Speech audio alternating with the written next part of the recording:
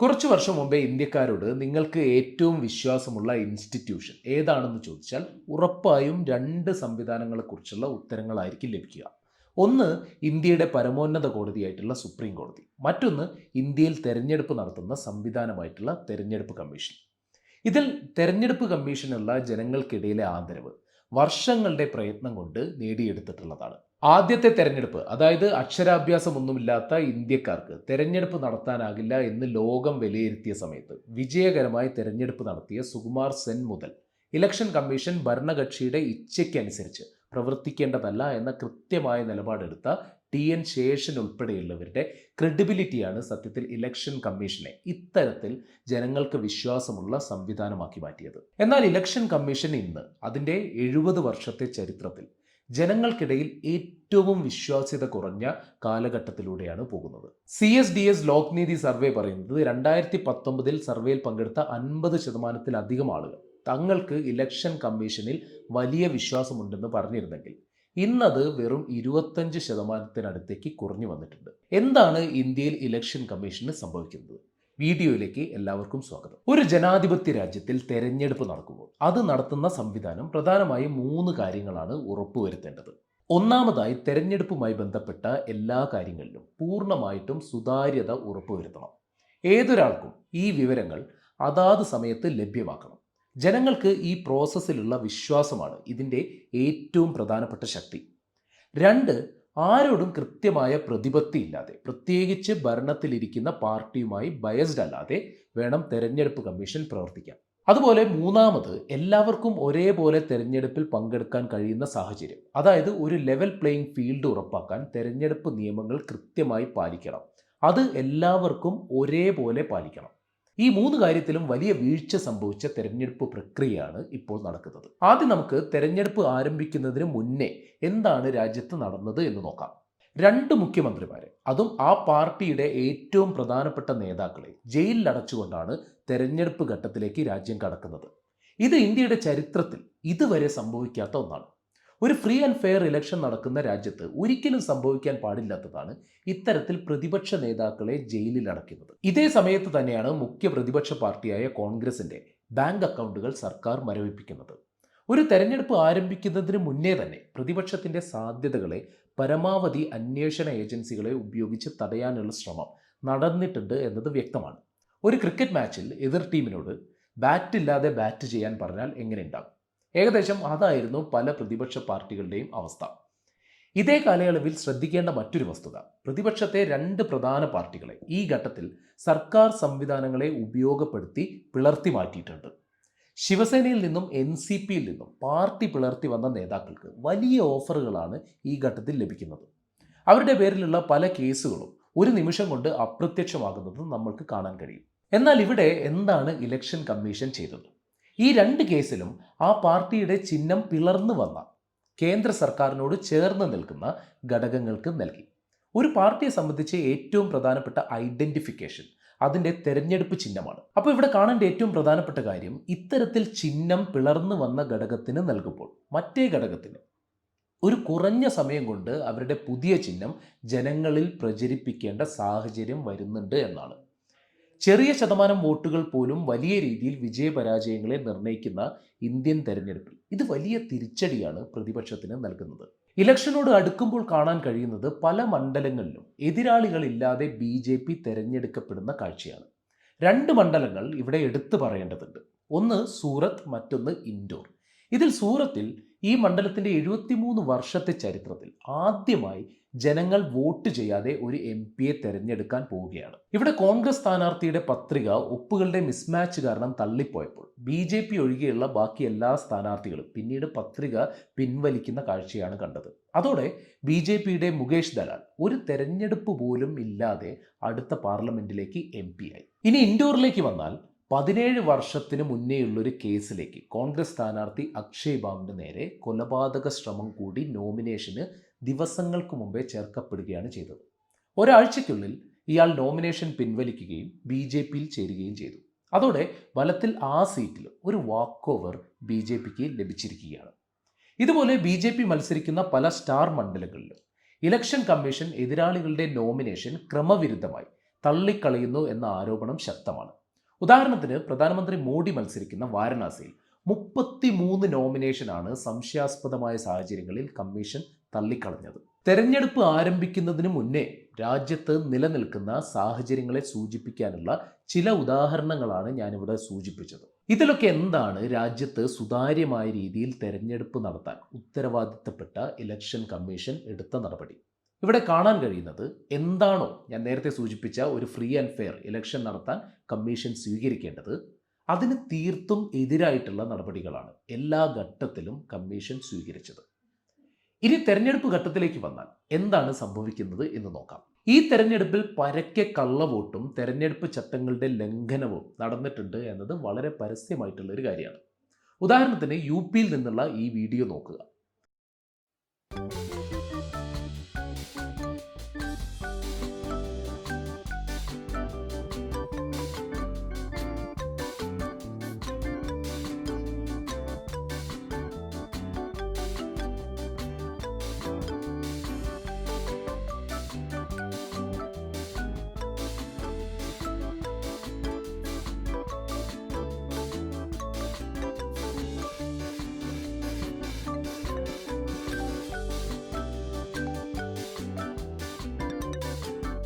BJP നേതാവിൻ്റെ മകനായിട്ടുള്ള ഈ പയ്യൻ തന്നെ ഷൂട്ട് ചെയ്ത 2 മിനിറ്റ് നീളമുള്ള ഈ വീഡിയോയിൽ 8 പ്രാവശ്യമാണ് ഈ മണ്ഡലത്തിൽ BJP സ്ഥാനാർത്ഥിക്ക് വേണ്ടി ഇയാൾ വോട്ട് രേഖപ്പെടുത്തുന്നത്.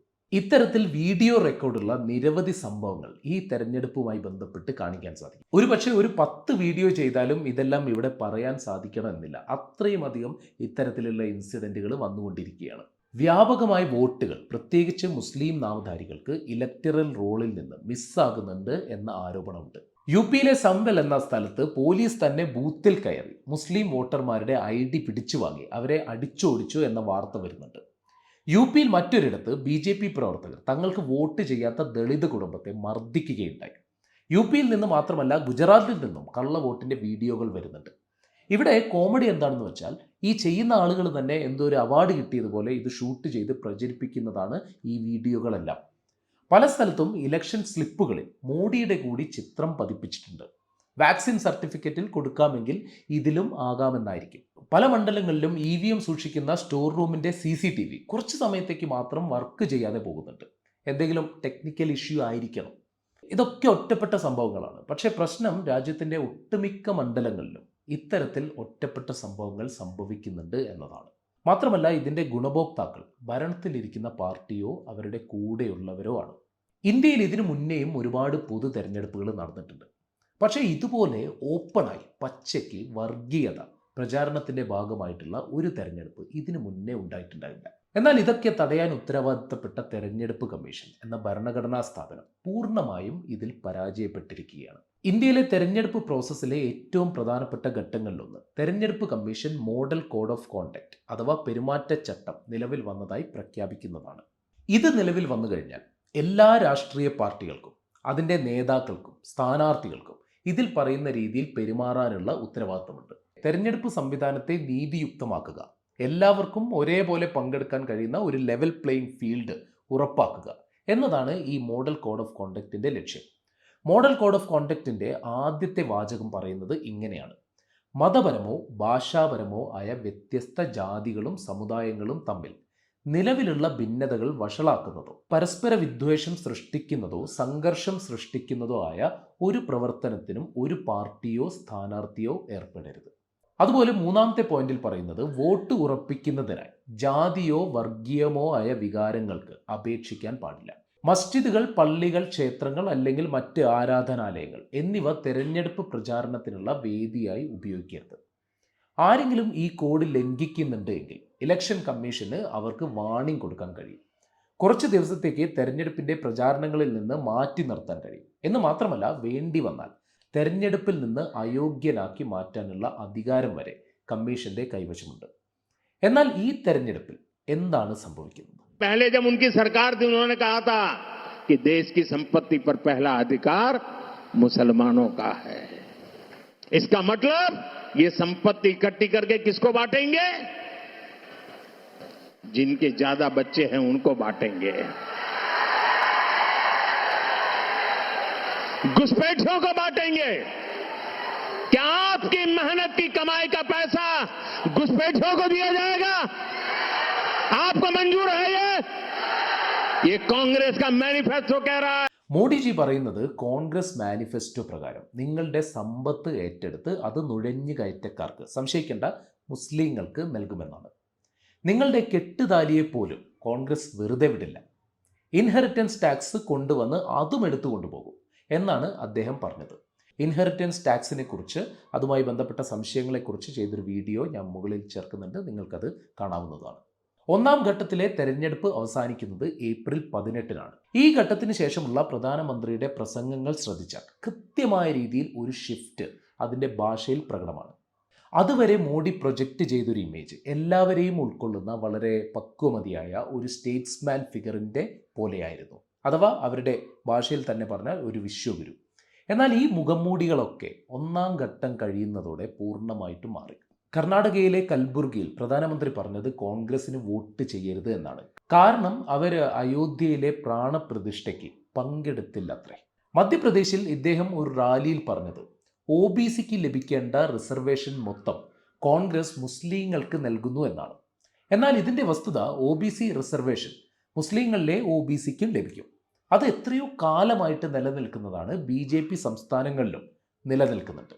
രാജസ്ഥാനിൽ മോഡി പറഞ്ഞത് കോൺഗ്രസ് വന്നാൽ ഹനുമാൻ ചാലിസ കേൾക്കുന്നത് കുറ്റകരമായി മാറ്റുമെന്നാണ്.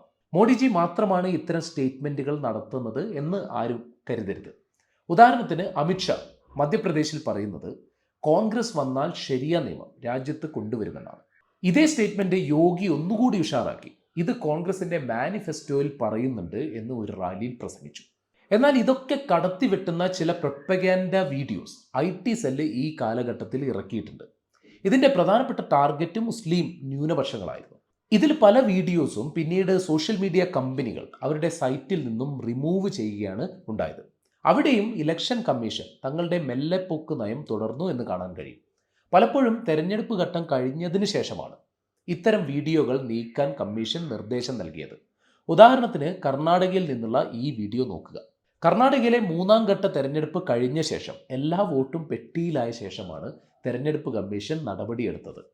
ഇനി കേന്ദ്ര ലെവലിലുള്ള നേതാക്കൾ മാത്രമാണ് ഇത്തരത്തിൽ ഇടപെടുന്നത് എന്ന തെറ്റിദ്ധാരണ ആർക്കും വേണ്ട. ഉദാഹരണത്തിന് നിങ്ങൾ ഈ വീഡിയോ നോക്കുക.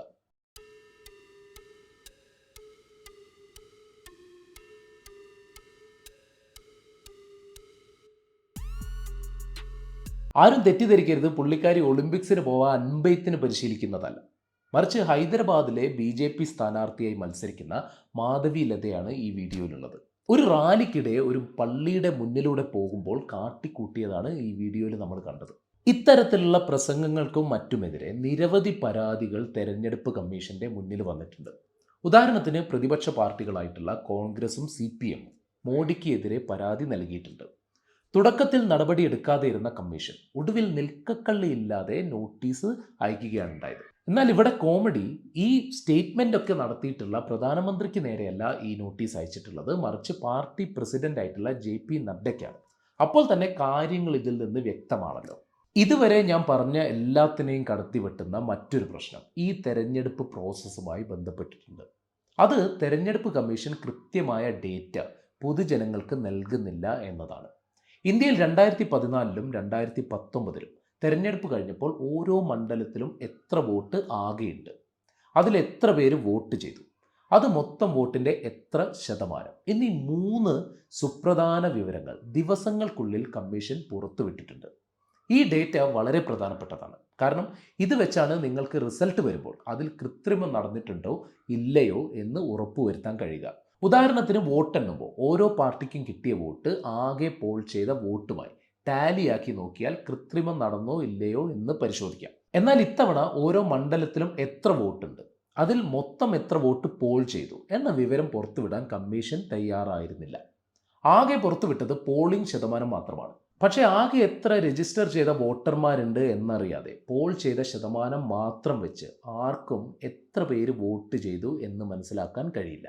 2014-ലും 2019-ലും ഒരു പ്രശ്നവുമില്ലാതെ പുറത്തുവിട്ട ഈ ഡേറ്റ എന്തുകൊണ്ടാണ് 2024-ൽ മറച്ചു പിടിച്ചത്? നിരവധി വിമർശനങ്ങൾക്ക് ശേഷം ഒടുവിൽ കഴിഞ്ഞ ശനിയാഴ്ചയാണ് ഇലക്ഷൻ കമ്മീഷൻ ഈ ഡേറ്റ പുറത്തുവിട്ടത്.